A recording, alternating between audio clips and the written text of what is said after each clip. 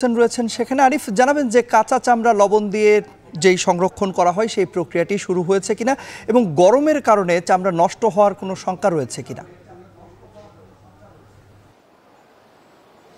তন্ময়, আপনি ঠিকই বলেছেন, গরমের কারণে চামড়া কিন্তু নষ্ট হওয়ার একটি শঙ্কা রয়েছে। এর জন্য যারা চামড়া ব্যবসায়ী রয়েছেন তারা বলেছেন যে কোনো গরু অথবা পশু জবাই দেওয়ার 6 থেকে 7 ঘন্টার মধ্যে চামড়া যদি শিল্পনগরীতে নিয়ে আসা হয় সেক্ষেত্রে ভালো। অন্যথায় যদি সেই চামড়াটিতে লবণ লাগানো যায় সেক্ষেত্রে 1 থেকে 1.5 দিন পর্যন্ত অথবা 2 দিন পর্যন্ত সময় নেওয়া যেতে পারে।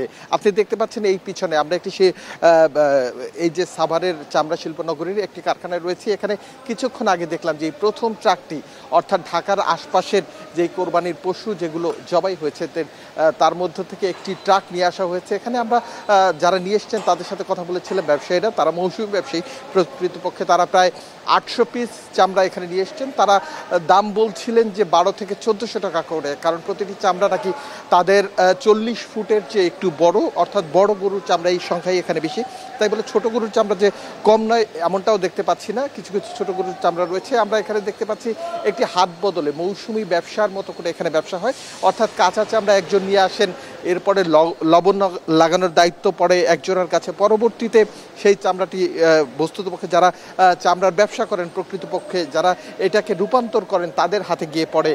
এভাবেই চামড়ার ব্যবসাটা তৈরি হয়। এছাড়া আমরা এখানে আশপাশে দেখছিলাম প্রায় শত শত মানুষ যারা মৌসুমী শ্রমিক হিসেবে কাজ করে, কেউ লবণ দেওয়ার কাজ করে, কেউ চামড়া থেকে মাথাটা আলাদা করার কাজ করে, এমন ধরনের বিভিন্ন ধরনের কাজ রয়েছে, কেউ চামড়া থেকে চর্বি আলাদা করার কাজ করে। এমন লোকজন আমরা এখানে দেখছিলাম, প্রায় শত শত মানুষ এখানে এসেছেন, তারা কাজ করছেন, কেউ পিস হিসেবে কাজ করছেন, কেউ চামড়ার গাড়ি ভর্তি 100 পিস হিসেবে কাজ করছেন, এভাবে নানা প্রক্রিয়ায় কাজ করছেন। তবে চামড়ার যেই বাজার, আন্তর্জাতিক যেই বাজার বলা যায়, আন্তর্জাতিক বাজার প্রায় 450 বিলিয়ন মার্কিন ডলার, যার মধ্যে আমরা কিন্তু 1%-এরও অল্প চামড়ার মার্কেট দখল করে আছি। এটি একটি সম্ভাবনাময় সেক্টর, কিন্তু প্রতি বছরই ঈদ কোরবানির সময় এগুলো নিয়ে কিন্তু কথা হয়, পরবর্তীতে এই বিষয়গুলো হারিয়ে যায় এমনটা আমরা দেখতে পেয়েছি। তবে এখানকার যেই চামড়ার শিল্পগুলো, প্রতিটি চামড়ার শিল্পে কিন্তু চামড়া প্রক্রিয়াজাত করা হয় এবং বিদেশে এক্সপোর্ট করা হয়, কিন্তু দুঃখের যে বিষয়টি, আমাদের সেই এক্সপোর্ট করা চামড়াই কিন্তু আবার ইম্পোর্ট করে তারপরে জুতা বাড়িয়ে বিশ্বে বিভিন্ন দেশে বিক্রি করতে হয়। অবশ্যই এর জন্য LWG যেই সার্টিফিকেশনের দরকার হয় সেটি কিন্তু নেই, শুধুমাত্র 2টি কোম্পানি ছাড়া।